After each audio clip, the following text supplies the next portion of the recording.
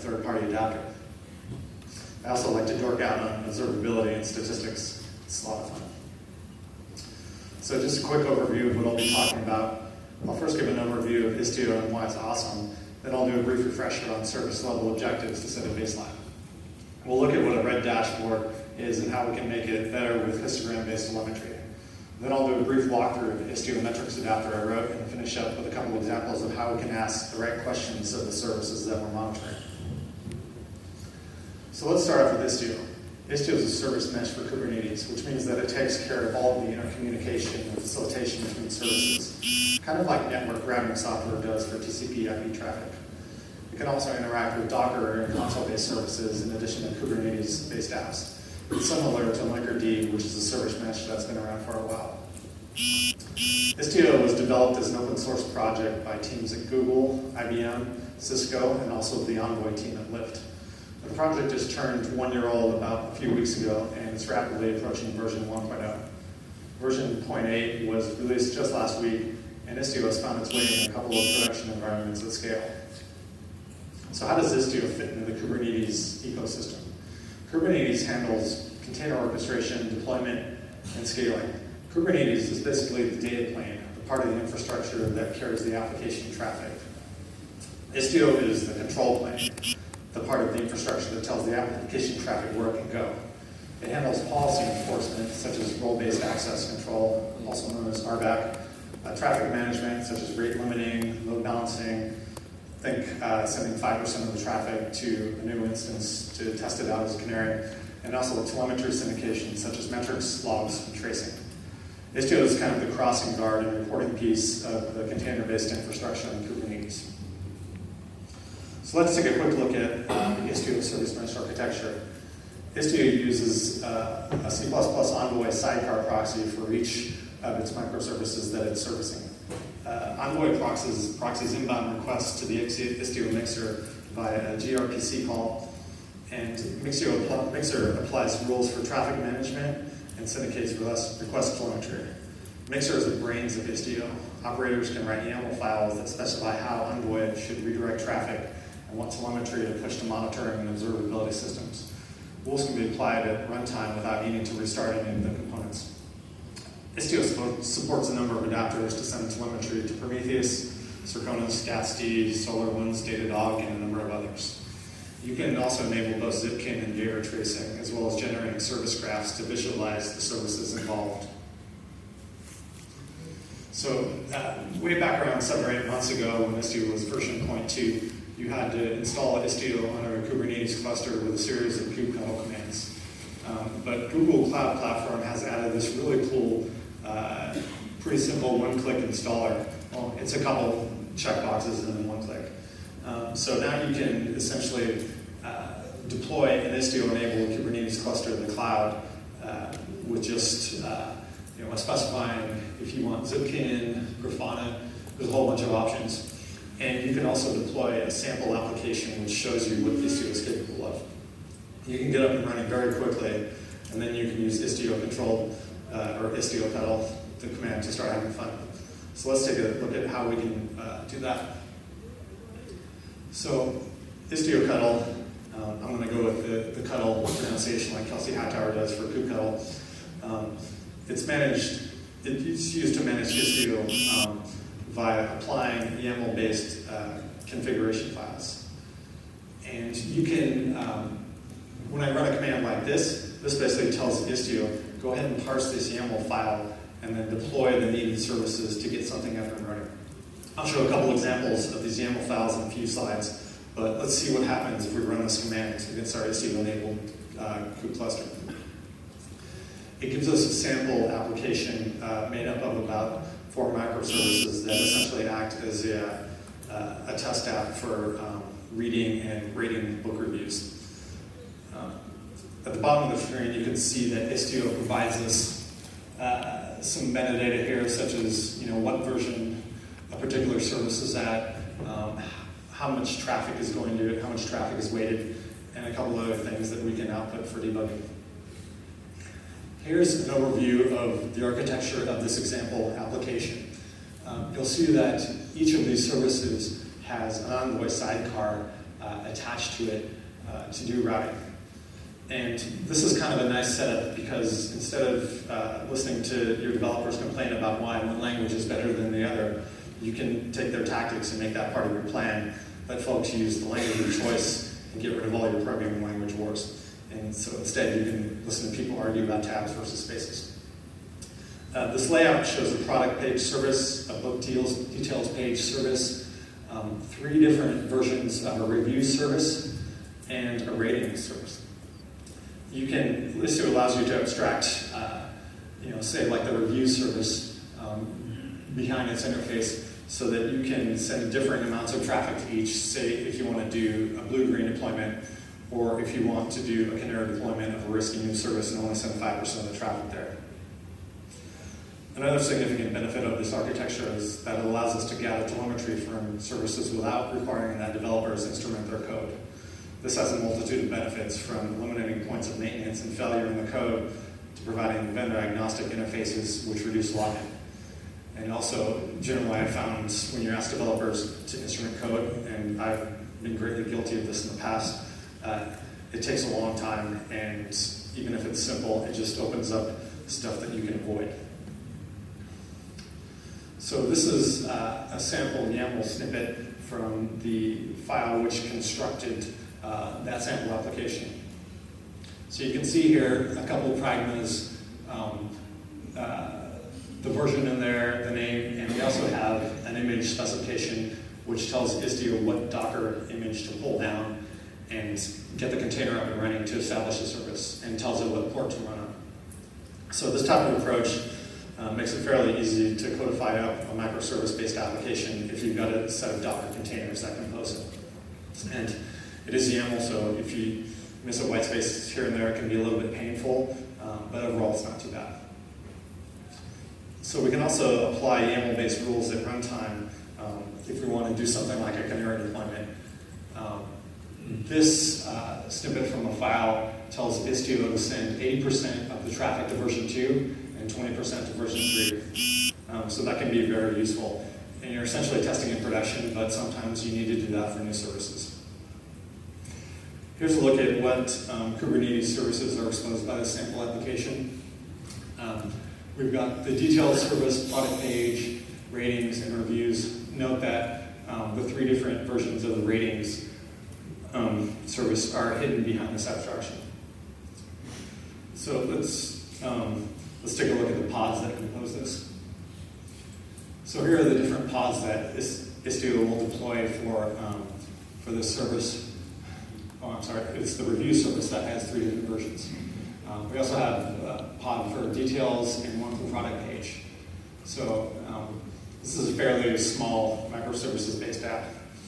Istio also uses system pods to operate itself, and I've been told that this is kind of heavyweight, but to have this many pods. But if your application has any sort of complexity in more than half a dozen microservices, this quickly becomes inconsequential to the total footprint.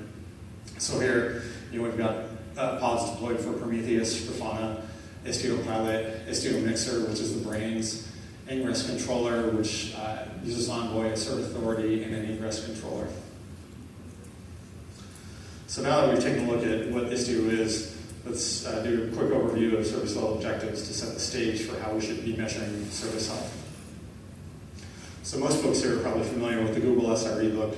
The concept of SLAs has been around for at least a decade, but service level objectives and service level indicators are also becoming ubiquitous among SREs. The amount of online content around these terms has actually been increasing rapidly, and I've been struggling to keep up with it over the past few weeks to include some of the most recent content. 2 new books in early release and are coming out soon are Seeking SRE. It has a chapter in there by Theodor Schlossnagel, the CEO of Serconis, who's footed the bill for my trip here, and Site Reliability Workbook, which has a great chapter on SLOs by some of the Google authors from the SRE book. So I'm going to pull in a few excerpts here from a YouTube video by Seth Fargo and Liz Jones that I've recently watched, which I think explains this concept really well. I recommend watching this video to get an understanding. So the gist of that video is that SLIs drive SLOs, which inform SLAs. The service level indicator is basically a metric-derived measure of health for a service. For example, I could have an SLI that says my 95th percentile latency of my homepage requests of the last 5 minutes should be less than 300 milliseconds. Service level objective is basically how we take a service level indicator and extend the scope of it to quantify how we expect our service to perform over a strategic time interval. Drawing on the SLI example we talked about, we could say that we want to meet the criteria set by that SLI for 3 nines over a trailing year window. Service level agreements have been around for a long time.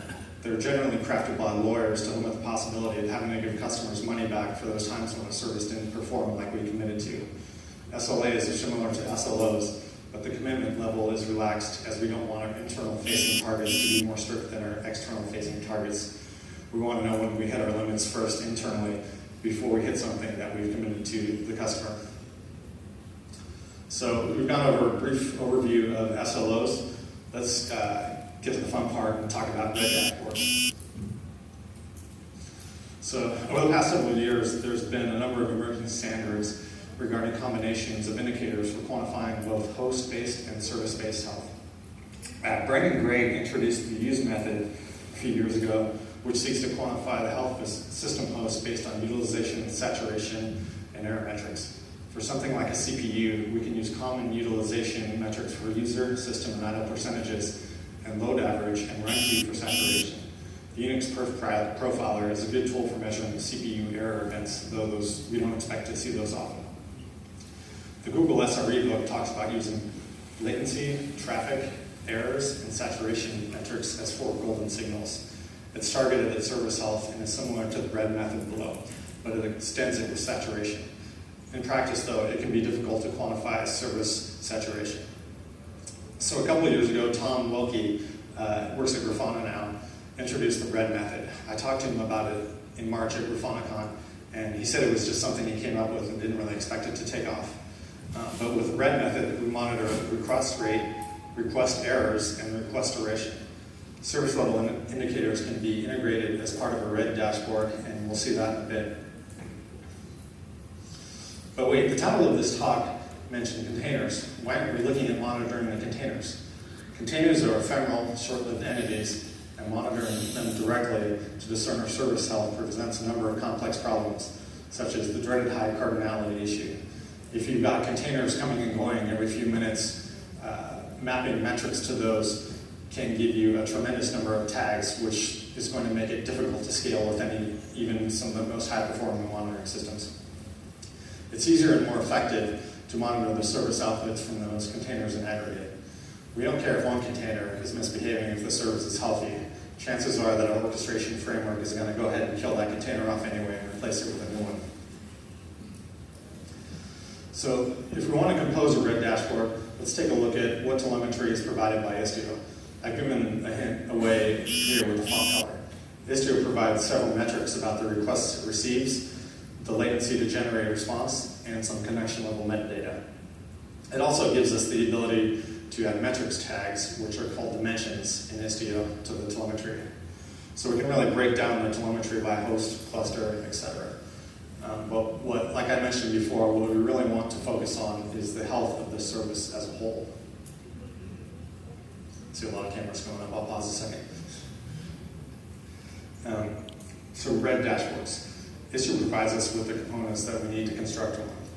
We can get the rate component in request by second by taking the first derivative of the request count. We can get the error rate by taking the derivative of the request count of unsuccessful requests. Istio provides us with the request count, but it also provides us with dimensions on that. So we can sort those counters by successful requests, anything that's a 2xx versus something that's a failure like a 4xx or a 5xx. And Istio also gives us the request latency of each request so that we can record how long each service request took to complete.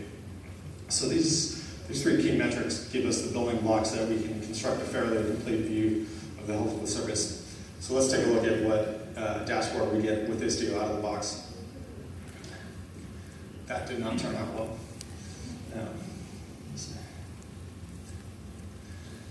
Okay, this VGA adapter is biting me right now. But there's essentially a number of panels here which show different different metrics. Let me skip to the next slide.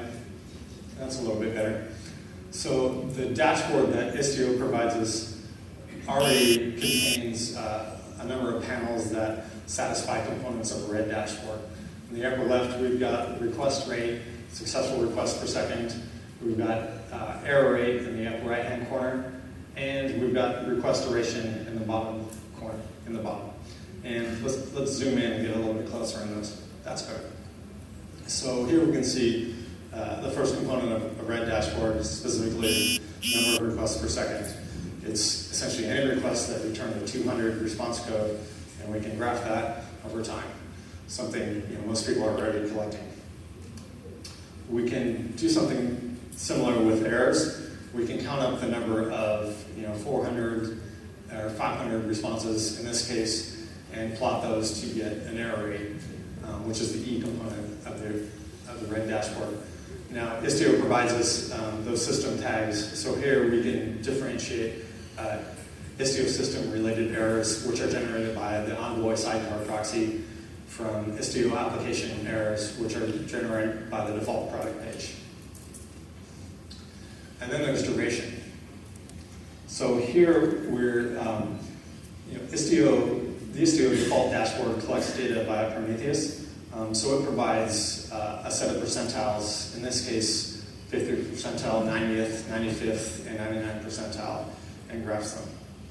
And while these four percentiles give us some overall indication of how the service is performing, there's a number of deficiencies with this approach that are worth examining. For example, during times of very low activity, these percentiles can skew wildly because of limited number of samples, and that can lead one to misinterpret system performance in these situations. Let's take a look at a few other issues that can arise with this approach. So percentiles are generally better metrics than averages, as you're expressing a range of values with multiple data points instead of just one. But like an average, percentiles are an aggregated metric, and they're calculated over a fixed time window for a fixed data set. If we calculate a duration percentile for one cluster member, we can't take that and merge it with another cluster member's percentile to get an aggregate performance metric for that cluster. And the reason for that is that you cannot average percentiles. I'll say that again, you cannot average percentiles, except when the distribution that was used to generate that percentile for each case is essentially identical. But if you haven't reported the distribution that you used to derive that percentile, you don't know that you can average them. So it's a bit of a chicken and egg problem. This also means that if you've got percentile, 90th percentile for pod A and 90th percentile for pod B, you can't use that to calculate 90th percentile for the service that's composed of pod A and pod B. You're only measuring percentiles there for individual cluster members. So while this percentile-based approach gives us some indication of performance, it limits our ability to set meaningful service level indicators, and as a result, meaningful service level objectives, due to only having 4 latency data points over fixed time windows. So when you're working with percentile-based duration metrics, you have to ask yourself, are my SLIs really good SLIs, or can I do better? Has anyone here seen this video? Am I showing my age? I watched this in grade school. It's a great Donald Duck animation of math. So I believe that we can do better than percentiles, and in this next part of the talk, I'm going to focus on how we can use math to generate the service level indicators to give us a comprehensive view of our service's health. So let's push on and have some math fun.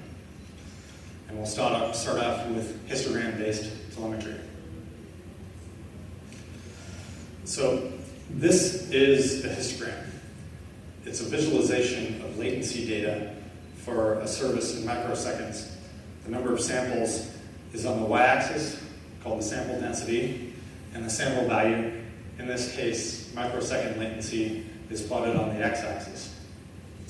This is the open source histogram that we developed at Circonus called the log linear histogram. There are several other histogram implementations out there in the wild that are open source. Ted Dunning's T-Digest histogram is one, which uses centroids for creating approximate histograms. There's the HDR, high dynamic range histogram, which is excellent. There's cumulative histograms. I believe those are in use at Google's Monarch. The Envoy project recently implemented the C version of this log linear histogram to collect Envoy telemetry as distributions. And they actually, in doing so, they found a minor bug in our histogram library, but we were quite happy to fix that. That's the beauty of open source. The more eyes you have on code, the better it gets over time. Histograms have a property of what's called mergeability. I can take this distribution and I can combine it with another distribution as long as the bin boundaries are identical. Mergeable metrics are really ideal for monitoring and observability as they allow us to combine outputs from similar sources such as service members and calculate aggregates to obtain aggregate service metrics. So here's another view of the log linear histogram. As you can see, between 100,000 microseconds and 1 million microseconds, we chop that up into 90 bins. You'll also hear the term bin be phrased as bucket. Potato, potato. Wikipedia says bin, so I've gone with that. And once we hit that factor of 10 at 1 million, we increase our bin size by a factor of 10. So what this allows us to do is have a fairly easy to implement histogram standard here that scales and gives us statistically meaningful values at higher values and also at lower ranges as well. The actual library here I think has a range of 0 to 128 exponents. So it captures an incredible range of values. In practice, the number of bins needed to represent a latency distribution like this, we found to be around 300. We don't tend to see operational workloads that need more than 300 bins to represent distribution. So here you can see how we've overlaid a couple of aggregates onto this histogram. There's the median, which means that half of the values are below this value, or half of the samples are below this value, and half of the samples are above. The average is basically the sum of all the samples divided by the number of samples. And you can see how that's different here in this basically a single mode Poisson type distribution. The 90th percentile is over there at 1 million, and the 90th percentile is the point at which 90% of the samples are below that value. Now that doesn't tell you, what's to the right of that value. I could have other samples, way out there at 100 million, but I can still have 90% of my existing samples below that value. So we can bring up SLIs that we talked about earlier, and when we have latency data displayed in this format, we can pretty easily calculate our SLI for a service by taking histograms from different pods, merging them together to get a 5-minute view of the data. Say if we're collecting data in 1-minute distributions for each pod, because histograms are composable and mergeable, we can merge those together to get a 5-minute view and combine those from each of the different members that are composing our service. And with that, we can get an overall value and calculate the 90th percentile for that combined distribution. And if it's less than 1,000 milliseconds, we've met our SLI. Previously we showed the Grafana red dashboard graph with 4 percentiles, the 50th, the 90th, the 95th, and then the 99th. We can overlay these percentiles onto this distribution and kind of get a coarse guess as to what the request distribution might look like without each of the individual bins. But you can see that we would need some sort of quadratic equation, and we'd be making a lot of assumptions because distributions don't always look like this. What could it look like if the distribution had different individual modes? So this histogram shows a distribution with two distinct modes. The leftmost mode could represent fast responses due to requests being served from a cache, and the right mode could represent requests or responses being served from disk. Just measuring latency using 4 percentiles will make it nearly impossible to reconstruct a distribution like this. So this gives us kind of a sense of the complexity that percentiles can mask. But operational data, especially in complex microservice architectures, can do weird stuff. What if we had more than 2 modes? So here, just looking at it coarsely, we've got at least 4 visible nodes. If we were to do the math on the full distribution, we can actually see that there's 20 plus modes here. How many percentiles would you need to approximate a latency distribution like this? The answer is probably close to the number of bins in this distribution. But it can get worse. When you've got, like I said, when you've got a complex microservice architecture, it can exhibit modes that you're not going to be able to predict. But when you're capturing data as distributions, you can visualize it and see what your service is actually doing. This type of histogram visualization shows a request latency distribution over a fixed time window. But we can, say 5 minutes, but we can store multiple distributions to get a sense of how something like this request distribution changes over time. So this is a heat map. This was generated by the Grafana open source library. The data was stored in an IronDB time series database and fed into this visualization. So this represents the response latency from a cluster of about 10 Golang-based load balancers. This is about a week's worth of data, and there is approximately 1 million samples here. You can see that the median response time for the load balancer hovers around about 500 microseconds, and that's represented visually by the red band running through the center of this. If we were to see that red band shift up for increased latency, we would know that our service is slowing down and that something's gone wrong.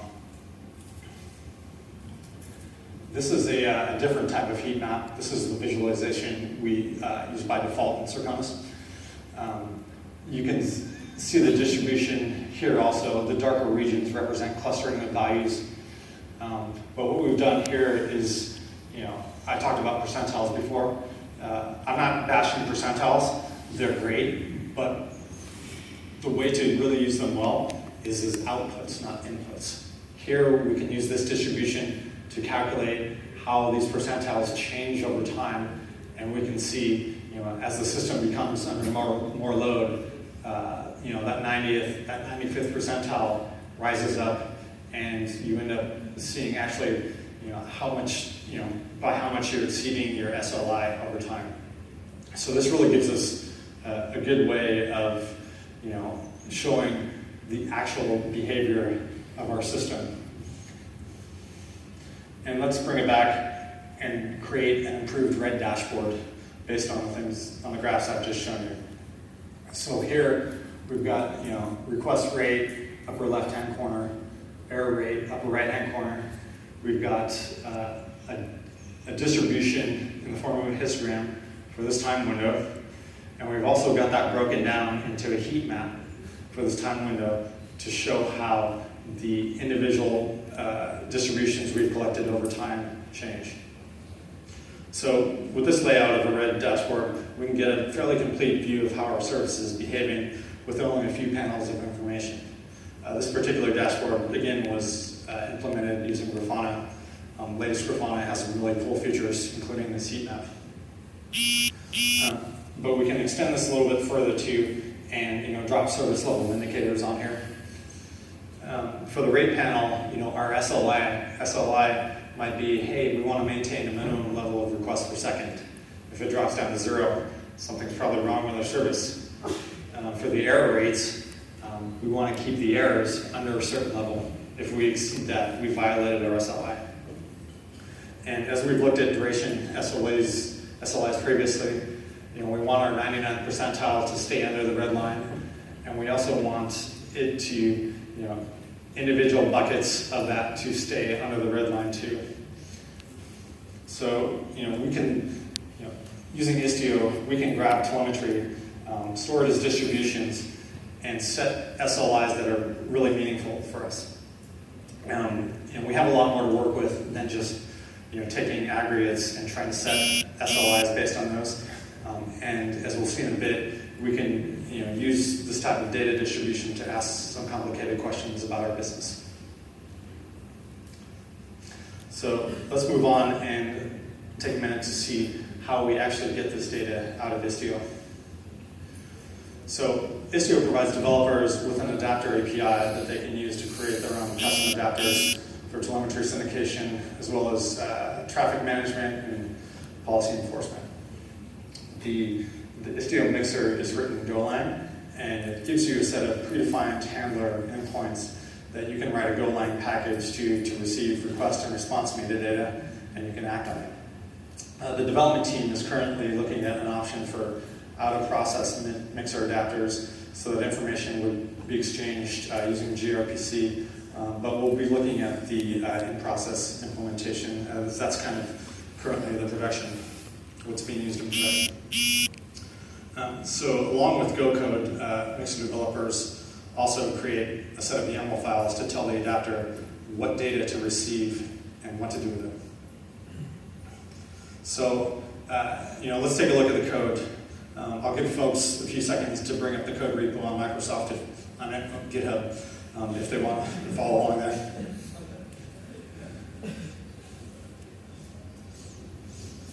That was a little Microsoft joke. They bought GitHub, as everyone probably knows. So, this is the root level of the adapter I wrote. We basically got a couple components here. Serconis.go is the actual adapter that implements the telemetry syndication. Serconis_test.go implements a number of the unit tests to make sure that it's working okay. The config directory holds a YAML file that basically tells Istio how this particular adapter is, expects to receive information. And the operator config is essentially a sample configuration that I provided so that users can grab that and get up and going pretty easily. And there's actually been a lot of adapters made, even in just the past 6 months. The Serconis adapter I showed you, I got the PR merged on that, I think, December. And since then, there's been adapters developed for CloudWatch, Datadog, SolarWinds, Stackdriver, and I would expect more to be coming. So there's a number of different telemetry systems that you can push data to. And it was pretty fun to see more telemetry adapters get added after I finished the first adapter, because I wrote up a document and gave a report to the development team what was fun about it and what wasn't so fun.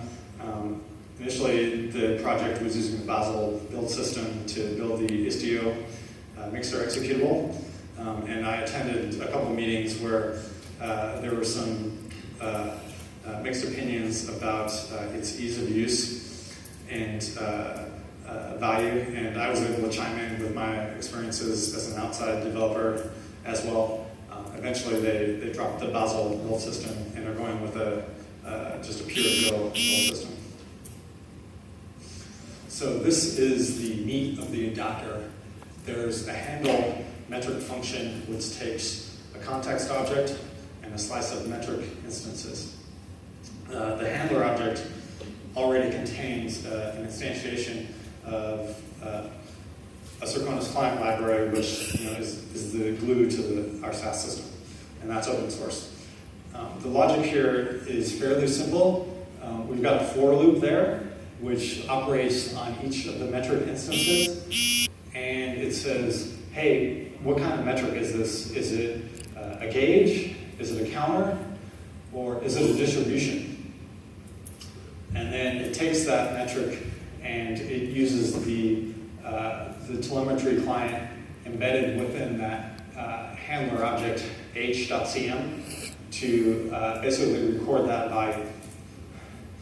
So the amount of code it took to implement this in the end was actually very little. I don't know, maybe 20 lines or so, if that. H.cm uses that log linear histogram implementation under the hood that I showed earlier, so that when we record a distribution, it stores it as within a histogram structure in the telemetry client. And if all this looks pretty simple, that's because it's a good client that I was using, and most of the complexity is abstracted behind that. If you take a look at some of these other adapters, the Prometheus one is fairly complex since it has to start up an additional Prometheus scraper. The StatsD one is fairly simple. Some of the newer ones, the dog StatsD one is fairly simple. I haven't looked too much at SolarWinds, but as the APIs have gotten better over time, it's like I showed you here, it's fairly trivial to go and, well, not trivial, but it's not too difficult to go and write your own client to say if I want to take data and I want to push it to my Logstash, or no, I'm sorry, my Elasticsearch cluster. That's not too difficult to do. So I've highlighted, in red, the parts of this which are related to our red dashboard. So counter metrics are and distribution metrics are. Now that handler start that I mentioned before, it's got a few members here. It's got our telemetry client. It's got a reference to it actually, and during this development, I found out the hard way that I needed to declare this by reference and not value. So enough said about that. It's got an environment element, which basically encapsulates some of the common Mixer functionalities such as logging, an interface to a job scheduling daemon, and some other Mixer utilities. The third element is a metrics map, which contains the maps of all the metrics that we configured in the YAML file to tell Mixer what we're expecting, and it maps that to the list of what's being provided through the interface. Now, cancel, if there are any Golang programmers here, is a really cool structure. This basically contains a context cancel function, and it allows me to set up a context that is available to other callbacks. So it's almost like a teleport mechanism. When Istio shuts down, I can call m.cancel,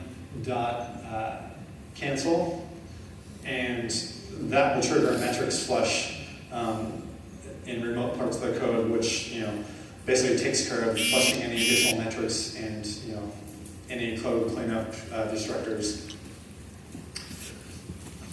So here is YAML I had to write, and all this does is basically tell Istio, hey, this request count metric that Istio provides, I want that to be a counter data type, because then I can go back here in my handler and do a case comparison on type and submit that metric appropriately based on what I'm expecting, what type of data structure I'm expecting it to be. I'm expecting request duration to be passed as a distribution, which is it's a time.duration value, and I believe I cast that to a float 64. And I don't use request size and response size in the red dashboard, but I can pass those as gauges. So because Istio is designed to run at high QPS rates, we don't syndicate metrics for each request. We tell Istio to fire up a daemon in the background, which flushes the metrics client at regular intervals, and also flushes metrics when Istio shuts down. So writing an Istio adapter is fairly straightforward. If anyone's going to OSCON in Portland in July, I'm going to be giving a tutorial on it there. And also, I'm happy to walk through this code in depth with anyone after the talk if they're interested. So we've kind of taken a look at the pieces to get meaningful data from our services. With a red dashboard, the Istio metrics adapter, histogram-based telemetry, and service level objectives. So let's see what kind of questions the business asks, which we might be able to answer with this. So we all like to solve technical problems, but not everyone has this focus. The folks on the business side want to be able to answer questions on how the business is doing, because that's the primary reason for the business existing, even though the technical stuff is really fun. So let's take some of the tool sets that we've assembled over the past 50 slides and see what we can do with those. One question, picture on that one. One question you might be asked is, how many users got angry when things slowed down on Tuesday after marketing sent out a big email? Another question might be, is service A under-provisioned or over-provisioned on our purchasing checkout?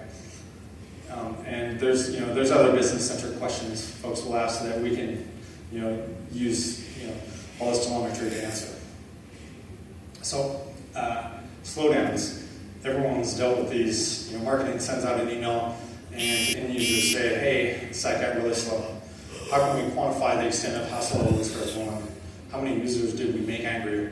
Marketing wants to know that so that they can send out another email blast with a 10% discount and to all the users, but hopefully not create the same type of slowdown in doing that. So let's try to figure out an SLI and assume that users get angry if requests took more than 500 milliseconds. There's a couple of well-documented resources out there on the web on how fast it takes humans to realize, when something's going slow. Humanbenchmark.com I grabbed, that says the median reaction time for a human is about 215 milliseconds. So we're assuming that people start to, what I call rage click when things take more than 500 milliseconds. So how can we calculate how many users got angry with that 500 millisecond SLA? Well, first we record the latency, request latencies as a distribution. Then we can plot them as a heat map, as we saw earlier. And we can take that distribution data and we can calculate what are called inverse percentiles. When we calculate a percentile, like what's my 99th percentile, it could say, oh, that's 300 milliseconds. But what that doesn't tell you is how many requests took longer than that 300 milliseconds. That's where inverse percentiles come in. With an inverse percentile, I can say, for 300 milliseconds, what percentage of my requests took longer than that? And what's the damage? I know I violated my SLI, but how much did I violate it by? How much damage did I do? And we can take that percentage of how much damage we did, multiply that times the total number of requests in that time window, and we can integrate that over time, and that should tell us, how many people we made angry. So we can plot that as a line on this heat map. This is similar to the heat maps I showed earlier. Histograms are represented over time.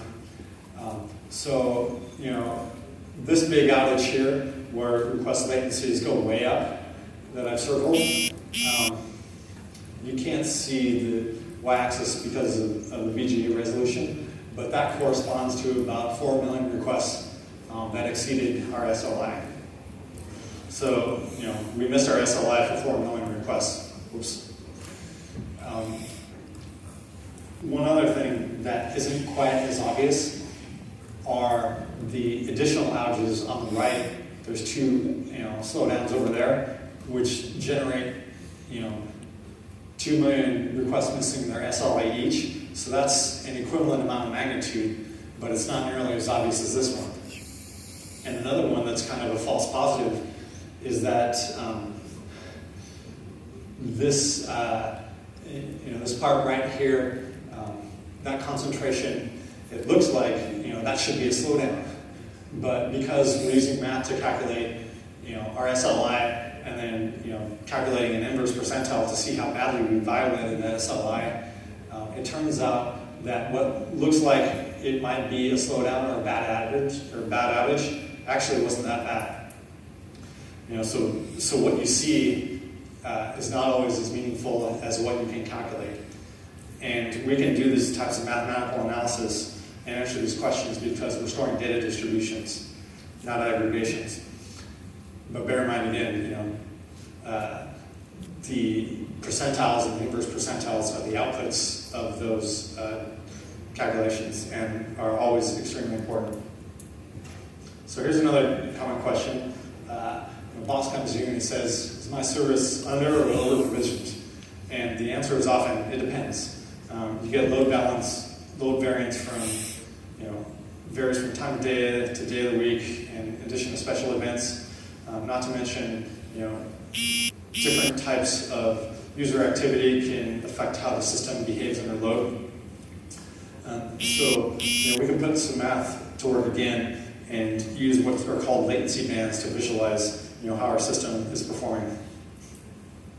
So this is a graph of latency bands, and what this is essentially showing is the number of requests under 25 milliseconds, between 25 and 100 milliseconds, 100 to 250, 250 to 1,000, and above 1,000.